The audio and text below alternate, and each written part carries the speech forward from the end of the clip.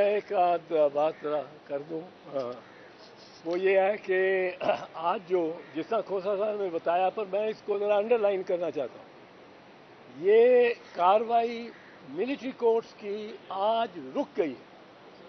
अदालत ने ये पहले खुद फरमाया, चीफ जस्टिस साहब ने अटॉर्नी जनरल से पूछा कि वो ट्रायल तो नहीं हो रहे, और अटॉर्नी जनरल ने जो अश्योरेंस दी है, जो यकीन दहानी कराई है कि कोई ट्रायल नहीं शुरू होगा, वो उन्होंने कराई है किसकी जानिब से?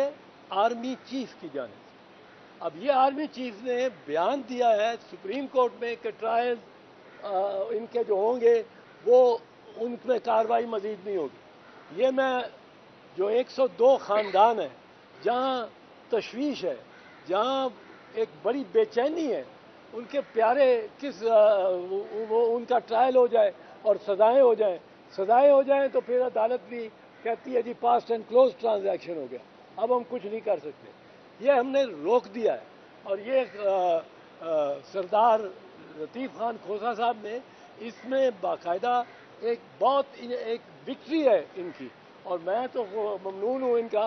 पर 102 जो ख़ानदान है जिनके वास्ते बुनियादी तौर पे हम एक पब्लिक इंटरेस्ट की लिटिगेशन के तौर पे ये कर रहे हैं और निकले हुए हैं।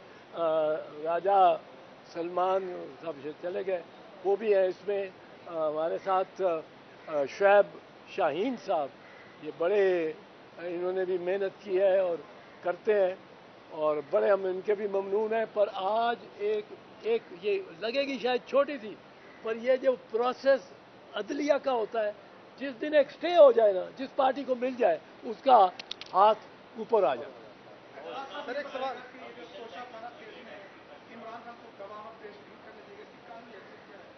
बड़ी बहुत व्यापी है ये ऋतु।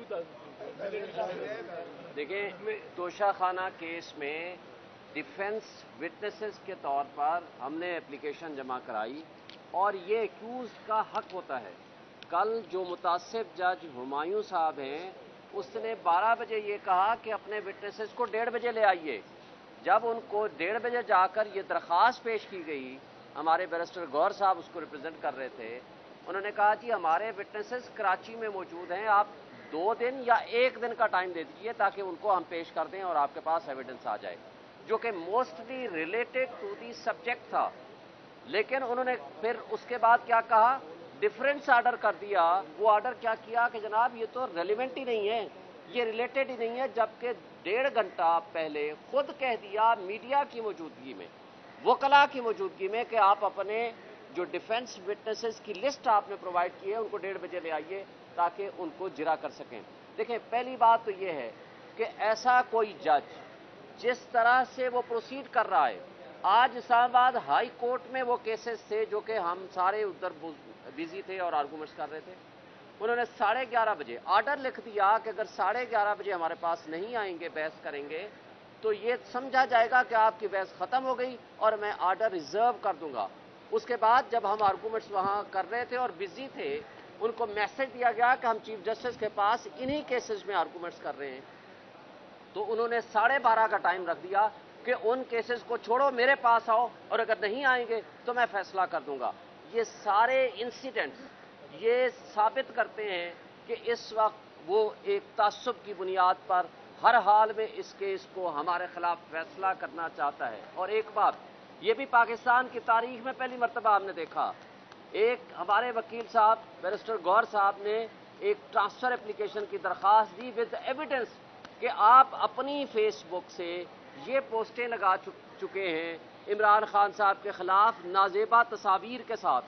उन्होंने कहा फेसबुक तो मेरी थी, और 2014 से ऑनवर्ड लगाते रहे, उनको डिलीट भी नहीं किया, लेकिन कहा कि चूंकि आपने ये दरख्वास्त क्यों दी है, ये कॉन्टेम्प्ट ऑफ कोर्ट भी है और आपने अनएथिकल काम किया है, उसके खिलाफ ऑब्जर्वेशन दे दी। और जब ख्वाजा हारिस साहब ने 342 के ऊपर एक दरख्वास्त दी, तो उसके ऊपर लिख दिया कि ख्वाजा हारिस साहब senior advocate supreme court of Pakistan has committed A mischief. मुझे तो ये शक पड़ता है कि ना सिर्फ ये मुतासिब है बल्कि ये जज बनने के और रहने के काबिल नहीं है, इसलिए कि जस्टिस अतर मिनल्ला साहब जब चीफ जस्टिस थे, उन्होंने ये राइटिंग में डायरेक्शंस दी कि कोई भी जज سوشل میڈیا استعمال نہ کرے، لیکن اس کے باوجود یہ 2023 تک وہی فیس بک استعمال کرتے رہے اور ان کی اسی فیس بک کے اوپر وہ مواد موجود رہا۔ جب چیف جسٹس صاحب نے یہ بھیجا ہماری اپلیکیشن کے اس پہ آپ انکوائری کر کے دیں FIA کو، آپ یہ اداروں کی ملی بھگت دیکھیں، انہوں نے صرف یہ رپورٹ دے دی کہ جناب اس وقت اس فیس بک پہ یہ مواد موجود نہیں ہے۔ سوال یہ پیدا ہوتا ہے تو آپ کو بھیجا کس لیے تھا؟ کیا آپ نے اس کی فورنزک کرائی ہے؟ کیا آپ نے وہ جو آرکائیو میں موجود ہوتا ہے وہاں آپ گئے ہیں؟ کیا آپ نے فیس بک سے رابطہ کیا ہے ان کی ایڈمنسٹریشن سے، جن کے پاس آفٹر ڈیلیشن بھی 90 ڈیز کے اندر وہ مواد موجود ہوتا ہے؟ آپ نے کوئی ویریفیکیشن کرائی ہے؟ کچھ بھی نہیں کرایا۔ یہ سارا ڈرامہ توشہ خانہ کا اس لیے ہے کہ پولیٹیکل سائٹ پہ عمران خان کا مقابلہ نہیں کر سکتی یہ PDM کی فاشسٹ جماعتیں، اور اب وہ انصاف کو، قانون کو اور عدلیہ کو استعمال کر رہے ہیں کہ کسی طریقے سے عمران خان کا راستہ روکا جائے اور کسی طریقے سے الیکشن کو ڈیلے کیا جائے، کسی طریقے سے ان کو نااہل کیا جائے۔ چیف صاحب نے وہاں بھی تقریباً سٹے کر دیا ہے، کیونکہ چیف جسٹس صاحب نے کہا ہے کہ ان کو بتا دیں کہ ہمارے ہاں آپ موجود ہیں اور ہمارے پاس پینڈنگ ہے۔ ابھی چیف جسٹس اسلام آباد ہائی کورٹ نے اس چیز کا فیصلہ کرنا ہے کہ کیا انہیں کے پاس رہے، اور 3:30 بجے بلایا ہے، اور 3:30 بجے جب بلایا ہے تو چیف جسٹس نے کہا ہے ان کو بتا دو کہ میرے پاس ہے۔ سو اس وقت جب اس طرح کی کیفیت ہو تو وہ فیصلہ نہیں سنا سکتا اور نہ ہی وہ آگے پروسیڈ کر سکتا ہے وہ جج۔ اس قدر متصب جج ہمایوں دلاور سے زیادہ میں نے 50 سال کی وکالت میں نہیں دیکھا۔ اس نے جس طرح کی وہ پوسٹ ملزم کے بارے میں لانچ کی ہیں اپنے فیس بک اکاؤنٹ سے، اور جو وہ یہ کر رہا ہے کہ کل آؤ، آ جاؤ، اور اگر آپ نہیں آؤ، اچھا پھر جو ڈیفینس وٹنسز کس قانون کی پروویژن کے تحت وہ مسترد کر سکتا ہے؟ یہ تو میرا یا ملزم کی صفائی کا ہے۔ وہ کس طرح پروسیکیوشن کو بھی کہتا تمہارے 4 گواہ، 2 گواہ نہیں میں لیتا، 2 ہی گواہ اس میں پیش ہوئے ہیں، وہ اس کو بھی کہتا ہے، یہ اس کا اختیار ہی نہیں ہے۔ یہ دیکھیں، یہ ڈرامے ہم بڑے عرصے سے دیکھتے چلے آئے ہیں، ابھی بھی کوئی ٹیپ نکلے گی، جس طرح ٹیپ ہم نے چلائی تھی محترمہ شہید بے نظیر بھٹو کے مقدمے میں، یہیں سپریم کورٹ میں جہانگیری صاحب چیف جسٹس تھے اور افتخار محمد چودھری بھی ان کے ساتھ تھے، اس میں بھی یہی شریف برادران تھے، ماشاءاللہ یہی شریف برادران تھے جنہوں نے حکم دیا تھا، باقاعدہ حکم دیا تھا جج کو کہ فل ڈوز اس کو سزا کرو اور ساری پراپرٹی کانفiscate کرو، اور وہ بھی سپریم کورٹ نے لکھا تھا bias floating on the surface of the record. یہ بھی اگر کوئی کرے گا فیصلہ تو bias is floating on the surface of the record, ہوا میں اس فیصلے کو اٹھا کے بکھیر کے سپریم کورٹ یا ہائی کورٹ پھینکے گی۔